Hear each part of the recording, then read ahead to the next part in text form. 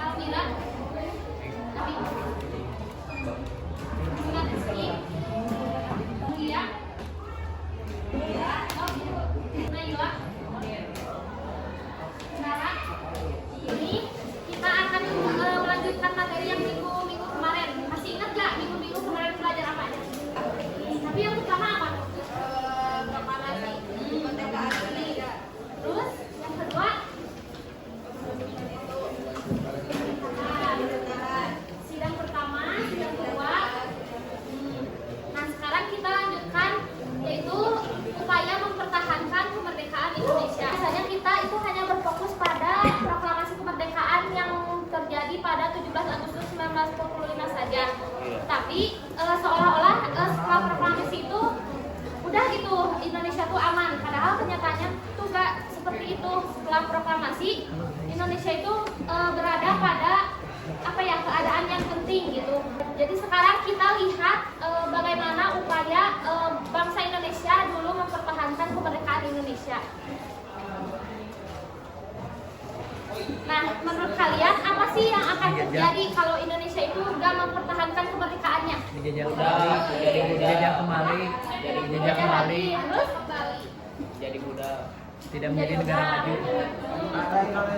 Ya betul ya, bakalan dijajah kembali. Jadi pada saat itu bangsa-bangsa Indonesia itu kayak berpikir bahwa kita tuh harus mempertahankan kemerdekaan gitu. Karena kalau enggak nanti bisa aja bangsa asing yang masuk lagi itu kayak ngejajah lagi. Karena pada saat itu ada bangsa asing yang belum mengakui kemerdekaan Indonesia gitu. Jadi pada saat itu juga Belanda ingin menguasai kembali Indonesia. Jadi kalau nggak dipertahanin nanti bisa jadi kemerdekaannya itu hilang gitu. Nah di sini ada tujuan pembelajarannya. Kalian bisa lihat ya di sini. Nah sebelum itu ibu akan membacakan rangkaian kegiatan hari ini. Seperti biasa ibu bakalan ngejelasin materi, lalu nanti kalian akan main game cabut soal. Ini satu orang. Biar kalian gak bosan gitu kelompoknya terus. Nah, sekarang kita lanjut ke latar belakang. Setelah proklamasi kemerdekaan pada 17 Agustus 1945, Indonesia itu belum aman sepenuhnya, tapi masih ada hal-hal yang membuat genting gitu. Kita bahas satu-satu ya. Yang pertama ada tentara Jepang masih berada di Indonesia dan masih bersenjata. Nah ini tuh sangat berbahaya karena pada saat itu tentara Jepang itu kan masih bersenjata yang lengkap. Jadi sangat berbahaya kalau misalnya dibiarkan nanti, karena mereka tentara Jepang ini tuh masih berkuasa dalam aspek militer gitu. Terus yang kedua ada kedatangan sekutu ke Indonesia. Nah pada saat itu sekutu itu datang ke Indonesia itu dengan tujuan untuk melucuti tentara Jepang. Tapi pada kenyataannya sekutu itu datang membawa Belanda. Nah yang ketiga keinginan Belanda itu kembali menjajah Indonesia. Jadi Belanda itu ingin kembali menguasai Indonesia. Dalam kondisi tersebut rakyat Indonesia itu tidak hanya tinggal diam. Coba kalian kalau misalnya ada di posisi saat itu, kalian akan diam atau bergerak? Bergerak. Nah, dalam kondisi seperti itu, rakyat Indonesia itu faktanya dulu tidak hanya tinggal diam, tapi memilih untuk bergerak dan segera melakukan berbagai upaya untuk mempertahankan kemerdekaan yang telah diraih. Nah, selanjutnya ada Komite Pan Aktif atau Komite Aksi. Nah, Komite Pan Aktif ini digerakkan oleh para pemuda. Nah, ini tuh dibentuk pada 2 September 1945 oleh para tokoh pemuda seperti Adam Malik dan Sukarni. Ada yang tahu nggak Adam Malik yang mana? Atas bawah? Atas bawah? Atas, ya. Ini Adam Malik dan ini Sukarni. Komite ini tuh berpusat di Menteng nomor 31 Jakarta. Nah pada saat itu tuh Menteng ini tuh bukan hanya sekedar tempat, tapi dulu jadi pusat perkumpulan para pemuda gitu. Nah tujuan utama dari Komite Pan Aktif ini untuk organisir kekuatan para pemuda gitu. Jadi agar para pemuda tuh terdorong gitu buat mempertahankan kemerdekaan Indonesia. Nah ini ada peran komite aksinya. Kita lihat peran komite aksinya. Mempunyai beberapa peran. Yang pertama itu melucuti senjata tentara Jepang. Itu sangat berani ya, karena melucuti tentara Jepang itu mungkin bukan Jadi kayak berani banget gitu pada saat itu. Padahal kan Jepang juga senjatanya kan masih lengkap gitu. Kalau kita kan masih belum mempunyai senjata gitu. Ini tuh sangat berani karena bisa melucuti senjata tentara Jepang. Terus yang kedua, merebut kantor-kantor penting yang masih dikuasai Jepang. Pada saat itu para pemuda juga atau Komite PAN aktif ini tuh merebut kantor-kantor penting yang masih dikuasai oleh Jepang gitu. Lalu yang ketiga, menggerakkan rakyat terutama pemuda untuk ikut berjuang. Kayak tadi itu, jadi Komite PAN aksi ini tuh kayak mendorong para pemuda itu untuk ayo semangat gitu, harus mempertahankan kemerdekaan. Karena kalau misalnya gak dipertahanin kan tadi ada alasan-alasannya ya, kayak Belanda ingin bakalan dijajah lagi, bakalan hancur gitu. Nah selain itu, Komite Aksi juga menghimpun berbagai organisasi seperti API, BARA, dan BBI sebagai bentuk kekuatan rakyat dan yang terorganisir. Jadi dengan adanya Komite PAN Aksi ini tuh jadi kayak perjuangan Indonesia itu terarah gitu. Jadi gak hanya jadi ada tujuannya gitu, jadi terarah. Selanjutnya ada manifesto dan makna. Nah, pada 2 September 1945 ini Komite Aksi yang tadi itu mengeluarkan manifesto. Nah, manifesto ini kayak pernyataan gitu. Suara rakyat nomor 1. Nah, di sini ada isi manifestonya. Yang pertama ada pernyataan dukungan terhadap rakyat Indonesia.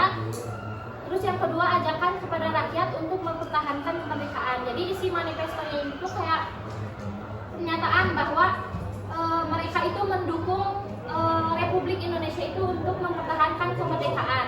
Lalu yang kedua ada ajakan kepada rakyat untuk mempertahankan kemerdekaan juga, kayak tadi gitu.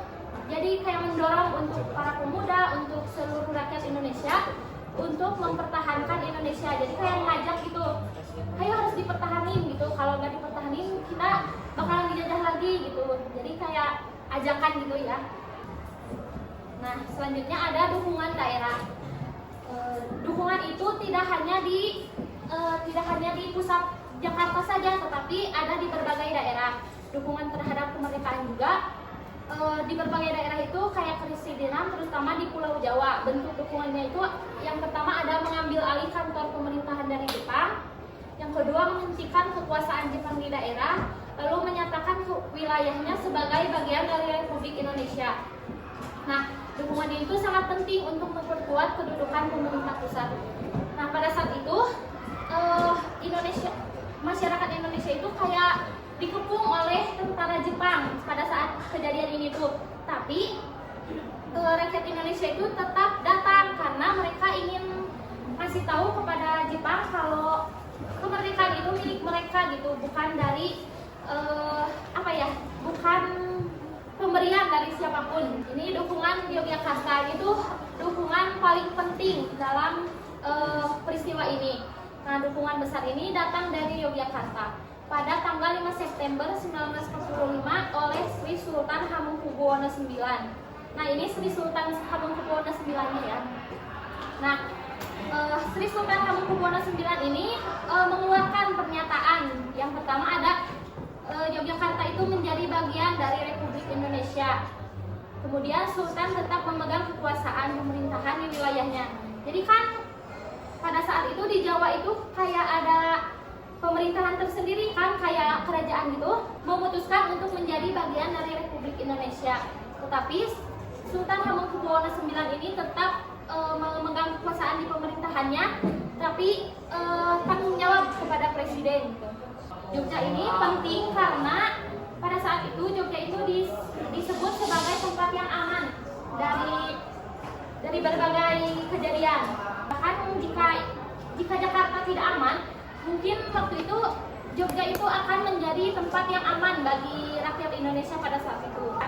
Nah, rapat Ikada ini dilaksanakan pada tanggal 19 September 1945. Di pemerintahan aksi tersebut yang organisasi seperti API, BARA, dan BBI itu membentuk suatu kesatuan yang sama untuk mempertahankan. Ya, jadi kayak organisasi tersebut tuh meskipun berbeda-beda gitu, tapi tujuannya mah tetap sama, buat mempertahankan kemerdekaan Indonesia. Cabut soal ya, nanti kalian bakalan cabut soal kayak gini sendiri-sendiri. Nanti tuh kalian bakalan dapat ini dapat 2 pertanyaan. Terus ini tuh ditulis terus dikerjain di buku kalian masing-masing.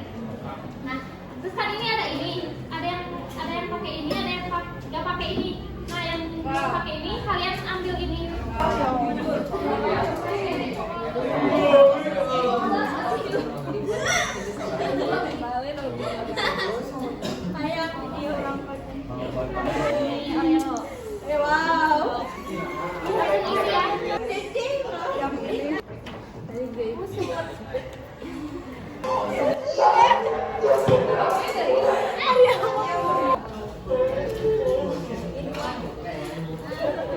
Adegan merencik ini anak-anak ini kayak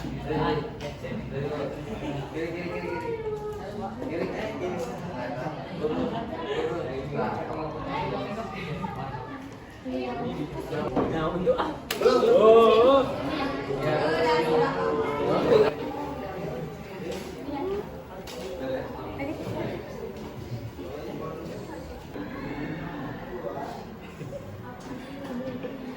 Yang ini belum dah. kesimpulannya itu bahwa Indonesia setelah dijajah tuh masih ada percobaan untuk mengambil alih dari luar seperti Jepang dan juga Belanda, dan juga ada beberapa komite himpunan yang fungsinya itu untuk kembali mendukung dan membuat rakyat Indonesia untuk tetap mempertahankan kemerdekaannya. Udah. Oke, tepuk tangan dulu. Hari ini seru, rame, asik lah. Betul ya, seperti yang dikatakan Alfan tadi, jadi setelah proklamasi itu Indonesia tuh tidak langsung aman gitu. Masih banyak kayak tantangan dan ancaman dari luar yang datang gitu. Dan waktu itu ada berbagai macam organisasi yang dibentuk. Terus waktu itu juga ada upaya yang terlihat, yaitu gerakan komite aksi, dukungan dari daerah Yogyakarta, rapat Ilkada, dan peluncuran senjata. Nah, semua ini tuh menunjukkan bahwa